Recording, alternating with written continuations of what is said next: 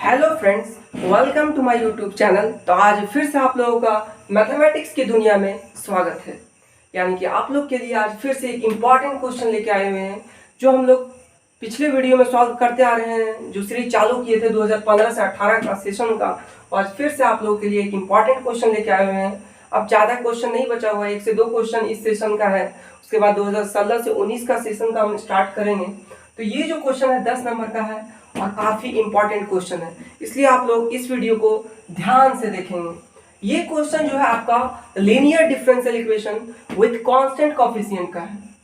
तो इस क्वेश्चन को सॉल्व करने के लिए पहले आप पहचानेंगे कैसे कि ये linear differential equation with constant coefficient का है।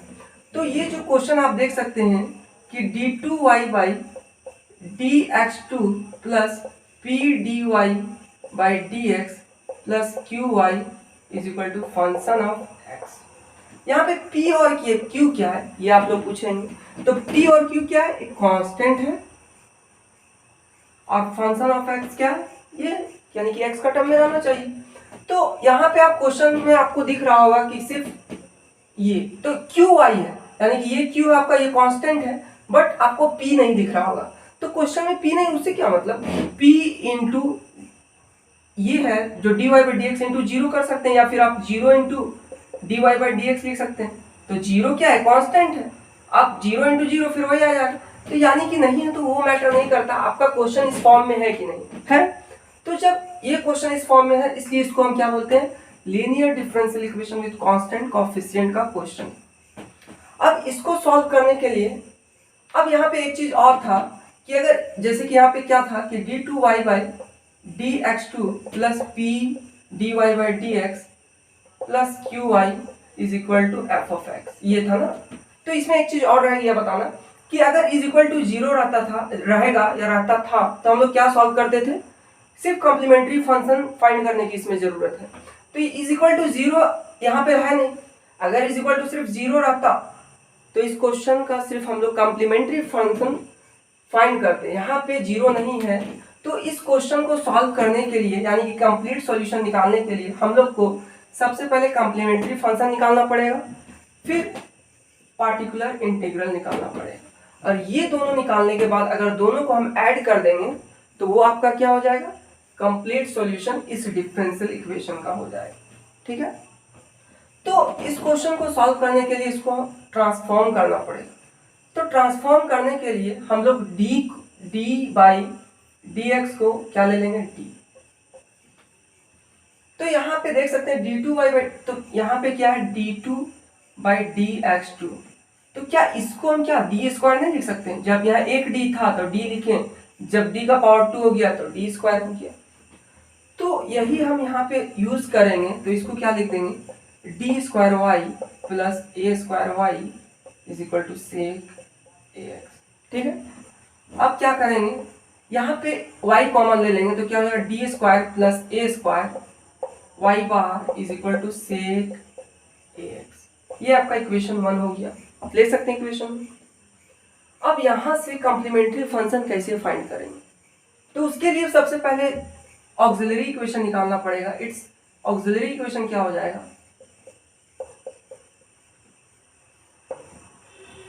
ऑक्सिलरी इक्वेशन क्या हो जाएगा, तो ये जो टर्म है इसको जो है हम जीरो से इक्वेट कर देंगे। ये जो operator D square plus a square, इसको जो है हम जीरो से इक्वेट कर देंगे। तो जब जीरो से इक्वेट कर देंगे तो डी का वैल्यू कैसे आएगा, देखिए डी स्क्वायर इज क्या हो जाएगा माइनस ए स्क्वायर। यहाँ से हम डी का वैल्यू फाइंड कर रहे हैं, तो डी, अब देखिए यहाँ पे पावर 2 है, स्क्वायर हटेगा तो रूट आएगा, तो क्या हो जाएगा minus of A square plus minus. अब हम लोग पढ़ चुके हैं क्लास 12 कॉम्प्लेक्स नंबर में कि अंडर रूट माइनस 1 को क्या लिखते थे, आयोटा। याद कीजिए वो चैप्टर कॉम्प्लेक्स नंबर का, काफी इजी चैप्टर था। तो इसको क्या लिख सकते हैं, प्लस माइनस ए आयोटा हो गया, या फिर आयोटा ए लिख सकते हैं आप इसको, आयोटा ए। क्या इसको हम एक चीज और लिख सकते हैं, जीरो प्लस माइनस आयोटा है। तो ये जो है आपका रूट्स कॉम्प्लेक्स कंजुगेट है, नॉट रिपीटेड है। तो जब कॉम्प्लेक्स कंजुगेट रहता था और नॉट रिपीटेड रहता था, क्या होता था, कॉम्प्लीमेंट्री फंक्शन कैसे निकालते थे, तो जब alpha plus minus iota beta रहता था, तो इसका कॉम्प्लीमेंट्री फंक्शन कैसे निकालते हैं हम, E to the power alpha X हो जाता था, फिर A cos beta X plus B sine beta X, ये हो जाता था। और ये जो ए और बी क्या होता है, आर्बिट्ररी कांस्टेंट, ए और बी को क्या बोलेंगे, आर्बिट्ररी कांस्टेंट, तो आप लोग लिख लेंगे। तो यहाँ पे देख सकते हैं, इसको अगर आप अल्फा कंसीडर करेंगे, इसको बीटा, तो क्या कॉम्प्लीमेंट्री फंक्शन नहीं निकलेगा, तो complementary function is equal to क्या हो जाएगा, e to the power alpha का वैल्यू 0 है तो 0x, फिर a है आर्बिट्ररी कांस्टेंट, उसको रहने दीजिए, a cos beta x, beta के प्लेस पे a है तो ax plus b sin beta के प्लेस पे a है तो a रहने दीजिए ax। यहाँ पे ये आ गया आपका। अब यहाँ से और आगे सॉल्व कर सकते हैं आप, e का पावर 0 इंटू एक्स क्या होगा, 0 e का पावर, तो इसको हम e का पावर 0 को क्या लिख सकते हैं, 1, तो क्या हो जाएगा आपका a cos ax plus b sin ax, ये आपका कॉम्प्लीमेंट्री फंक्शन हो गया। आप इसको इक्वेशन 2 ले सकते हैं। तो इक्वेशन 2 अब यहाँ पे इसको ऊपर लिख देते हैं क्योंकि प्लेस कम है।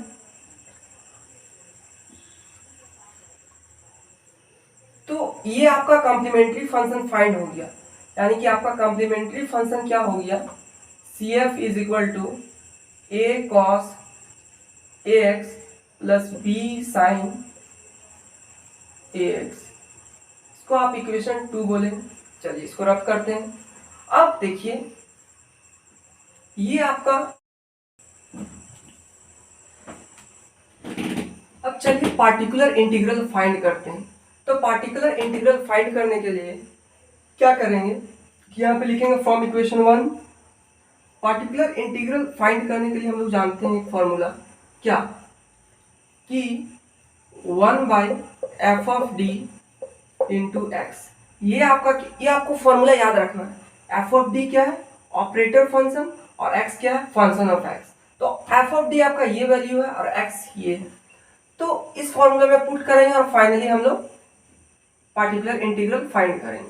तो पार्टिकुलर इंटीग्रल क्या हो जाएगा, 1 by d square plus a square into sec a x.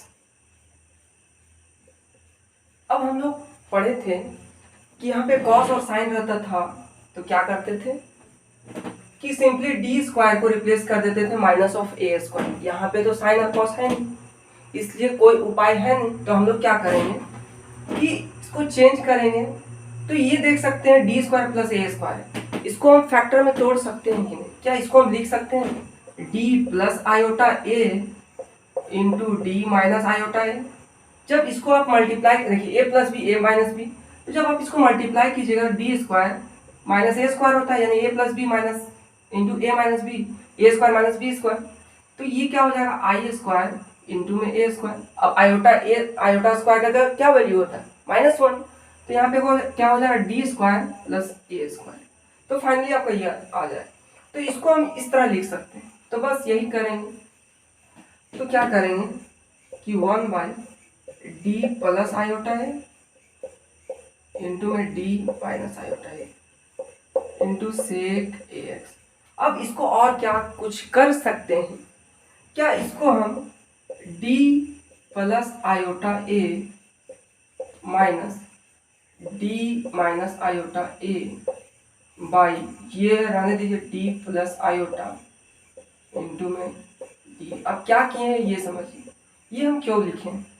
अगर आप देखिए d प्लस आयोटा ए माइनस जी, डी कैंसिल हो जाएगा। अब आयोटा ए आयोटा ए है और माइनस माइनस प्लस आयोटा ए, यानी कि ऊपर क्या बच जा रहा है 2 आयोटा ए। तो क्या इसको हम 2 आयोटा ए को जो ऊपर बच रहा है तो यहाँ से हम डिवाइड भी कर देते हैं, यानी कि आपका 1 बाई 2 आयोटा ए, ये आ गया। अब इसको चलिए आगे सॉल्व करते हैं। तो क्या हो जाएगा,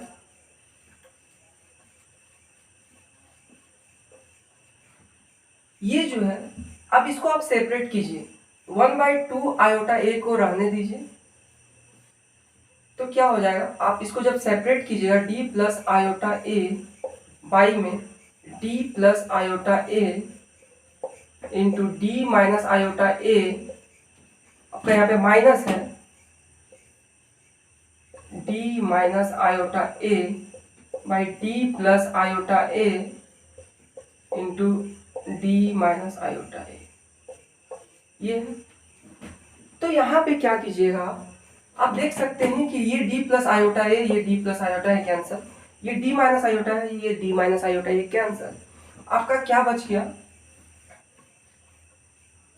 1/2 iota a 1/d minus iota a minus 1/d plus iota a। Into में क्या था आपका सेक एक्स था, सेक ax इंटू सेक ax ये था, ठीक है।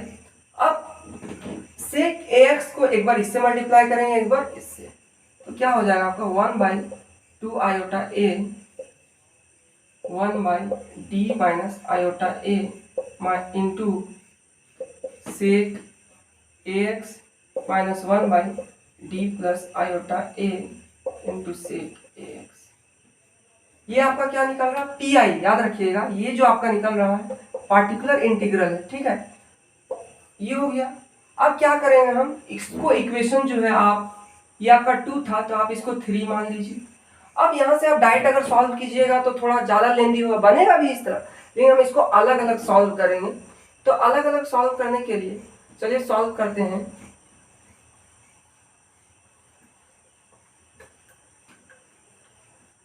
तो साइड में हम लिख लेते हैं कि इक्वेशन आपका जो 3 है वो क्या है कि 1/2 iota a 1/d minus iota a into sec ax minus 1/d plus iota a into sec ax, ठीक है।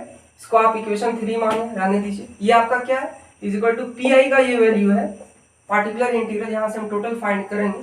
तो यहाँ से हम एक सेपरेटली इसका फाइंड करेंगे 1/d plus iota a into sec a का। तो यहाँ पे क्या लिखेंगे, 4 1/d plus iota a into sec ax, ये वैल्यू इसका फाइंड करेंगे, ठीक है, सेपरेटली।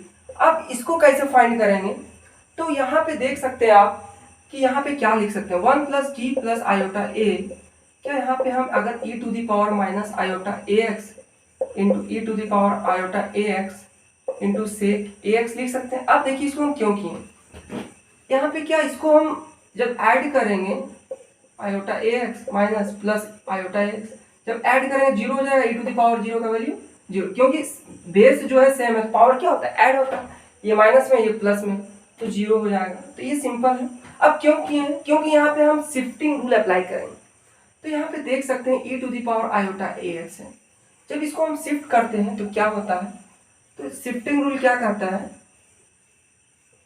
कि जब आप इसको शिफ्ट करेंगे तो E to the power minus iota ax आप इधर ले आएंगे तो क्या हो जाएगा, आयोटा यानी कि ax जो आपका वैल्यू है, आयोटा a जो है वैल्यू, को आप रिप्लेस कर दीजिए d प्लस आयोटा a से। तो यहाँ पे माइनस आयोटा है तो आपको यहाँ पे रिप्लेस करना पड़ेगा माइनस आयोटा a से। जब यहाँ पे e to the power ax रहता था, यहाँ पे आयोटा है इसलिए आयोटा का को लिए हैं, यहाँ पे आपका a वैल्यू है तो a लेंगे, और अगर यहाँ पे आयोटा a है तो आयोटा a लेंगे। तो सिंपली क्या करेंगे हम, जब शिफ्ट करेंगे e to the power minus iota ax को, तो क्या करेंगे यहाँ पे d माइनस आयोटा x आएगा और आयोटा a आएगा प्लस आयोटा a पहले से। एकदम माइंड को कंसंट्रेट करेंगे, यहीं पे सबसे बड़ा लॉजिक है। अब यहाँ पे आपका क्या बच गया, e to the power iota ax into sec ax, ठीक है। अब यहाँ पे देखिए ये और ये कैंसिल हुआ कि नहीं, सेम है, आयोटा है। आपका क्या बच गया, e to the power minus iota ax into 1/d into e to the power iota ax into sec ax। अब अभी लिख देते हैं, e to the power iota ax को क्या लिख सकते हैं, जब e to the power i x रहता था तो हम लोग पढ़े थे cos i iota x, cos इसको क्या लिख सकते, cos x plus iota sine x लिख सकते हैं ना। तो यहाँ पे आई ए एक्स है तो यहाँ पे cos a x plus iota sine a x होगा, तो वही यहाँ पे यूज कर लेना है। तो अभी लिख लेते हैं, तो क्या हो जाएगा, e to the power i x को क्या लिख सकते हैं, cos a x plus iota sine a x into क्या हो जाएगा, सेक ax। अब क्या हो जाएगा, e to the power minus iota ax into 1/d को आप रहने दीजिए। अब जब इसको यहाँ पे लाएंगे यानी कि इससे इसको मल्टीप्लाई करेंगे तो सेक ax को हम क्या लिख सकते हैं, क्लास 10th में हम लोग ट्रिग्नोमेट्री पढ़ चुके हैं कि सेक का ऑपोजिट क्या होता है 1/cos। तो ये जब यहाँ आएगा तो cos cos कट जाएगा, तो यहाँ आपका क्या बचेगा 1 प्लस और साइन फिर से ये cos ये से किससे मल्टीप्लाई होगा तो सेक का रेसिप्रोकल 1/cos, तो sin/cos क्या होगा 10 यानी कि आयोटा 10ax। ये आपका ये आया। अब इसको आगे कैसे सॉल्व करेंगे तो चलिए सॉल्व करते हैं। तो देख सकते हैं आपका जो वैल्यू आया e⁻ माइनस आयोटा ax, ये जो वैल्यू निकाल रहे हैं इसमें पुट कर देंगे तो आपका इक्वेशन 3 निकल जाएगा, कंप्लीट पार्टिकुलर इंटीग्रल। इंटीग्रल से पार्टिकुलर इंटीग्रल मतलब टोटल पार्टिकुलर इंटीग्रल निकल जाएगा। तो यहाँ पे अब ये 1/d का मतलब समझिए, इसका मतलब अगर d ऊपर होता तो इसको डिफरेंशिएट करते हैं, नीचे है तो इंटीग्रेट करेंगे तो 1 का इंटीग्रेशन d मतलब इंटीग्रेशन देंगे और d ये 1 का इंटीग्रेशन क्या होता है dx के रिस्पेक्ट में x, और 10x का क्या होता था, एक होता था minus log of cos x और एक होता था लॉग ऑफ sec x। तो क्या करेंगे जब इसको इंटीग्रेट आप कीजिएगा तो क्या हो जाएगा आपका वैल्यू, ये जो इसका जो वैल्यू होगा x आ जाएगा प्लस आयोटा आप रहने दीजिए। अब 10x जब रहता था तो minus log of cos x लिखते थे तो क्या हो जाएगा minus log of cos x। अब y में कुछ आएगा कि नहीं, इसका कोफिशिएंट क्या है a, तो ये आएगा नीचे, तो ये आपका वैल्यू हो गया। अब क्या होगा कि e⁻ माइनस आयोटा ax आपका यहाँ पे वैल्यू हो जाएगा x, ये माइनस है तो यहाँ आएगा iota by a log of cos ax, ये आपका वैल्यू आ गया। आप इसको इक्वेशन 4 दे सकते हैं। अब सिमिलरली सिर्फ इसको हम लिए थे, अब सिर्फ इसको लेंगे तो सिमिलरली क्या करेंगे, similarly 4 1/d minus iota a into sec ax का वैल्यू ये फाइंड करेंगे। तो क्या करेंगे, सिंपली क्या करेंगे, यहाँ पे देख सकते हैं जब ये प्लस था तो यहाँ पे माइनस आया, यहाँ पे माइनस है तो प्लस आएगा, तो सिंपली आप क्या लिखिएगा, सिंपली यहाँ पे लिखिएगा simply replace minus iota by iota. आप माइनस आयोटा को आयोटा से रिप्लेस कर दीजिए, आपका ये वैल्यू इसका वैल्यू आ जाएगा। ये दोनों को वैल्यू को उसमें पुट कर देंगे, वो कंप्लीट पार्टिकुलर इंटीग्रल निकलेगा और फिर हम लोग वैल्यू कॉम्प्लीमेंट्री फंक्शन और पार्टिकुलर इंटीग्रल को ऐड कर देंगे, आंसर आ जाएगा। तो इसको रिप्लेस करेंगे तो क्या हो जाएगा, इसका answer direct e⁻ iota ax x plus देखिए माइनस आयोटा से हम आयोटा को रिप्लेस कर रहे हैं तो प्लस हो गया, क्योंकि माइनस माइनस प्लस हो जाएगा, तो आयोटा सॉरी माइनस आयोटा को हम आयोटा से ना रिप्लेस कर रहे हैं तो सिर्फ आयोटा बचेगा, iota a log of cos a। ये अब ये दोनों वैल्यू क्या करेंगे हम, यहाँ पे लिखिएगा कि ऑन एडिंग इक्वेशन 4 एंड 5 यानी कि on using equation 4 and 5 in equation 3। तो आप जब यूज कीजिएगा ये दोनों को तो क्या आएगा, तो यहाँ पे रब करना है, तो यहाँ पे 4 5 तो याद ही है कि प्लस होगा, तो इसमें जब ऐड करेंगे हम तो क्या हो जाएगा 1/2 आयोटा a, इसका वैल्यू क्या है अभी निकाले थे तो इसका वैल्यू था e⁻ iota ax x plus iota by a log of cos ax, और यहाँ पे क्या आपका इसका वैल्यू निकला हुआ यानी कि ये आपका हो जाएगा minus e⁻ minus iota ax x minus iota by a log of cos ax। तो ये आपका वैल्यू आ गया।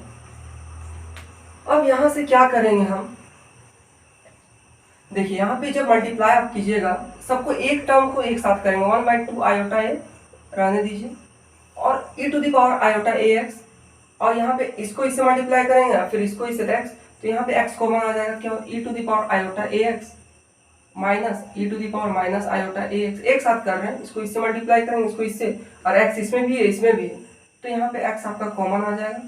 फिर इसी तरह इसको भी करेंगे e⁻ आयोटा ax और ये फिर माइनस और माइनस प्लस हो जाएगा, यहाँ पे आपका कॉमन क्या आ जाएगा आयोटा बाई a कॉमन आएगा, हाँ आयोटा बाई a कॉमन आएगा आपका, आयोटा बाई ए, और आपका जो है बच जाएगा e to the power iota ax plus e to the power iota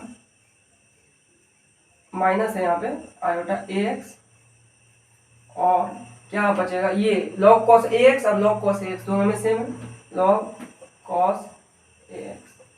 तो ये आपका यहाँ तक हुआ। अब इसको और सॉल्व कर सकते हैं। हम लोग सेमेस्टर 1 में पढ़ चुके हैं कि एक्सपोनेंशियल फॉर्मूला क्या होता है, तो इसको और आगे सॉल्व करते हैं। ये 2i को 2 आयोटा को अंदर ले जाएंगे और इसको भी अंदर ले जाएंगे, तो क्या हो जाएगा आपका जो है यहाँ पे 1/a बाहर ही रहने दीजिए, तो e to the power iota ax minus e to the power minus iota ax by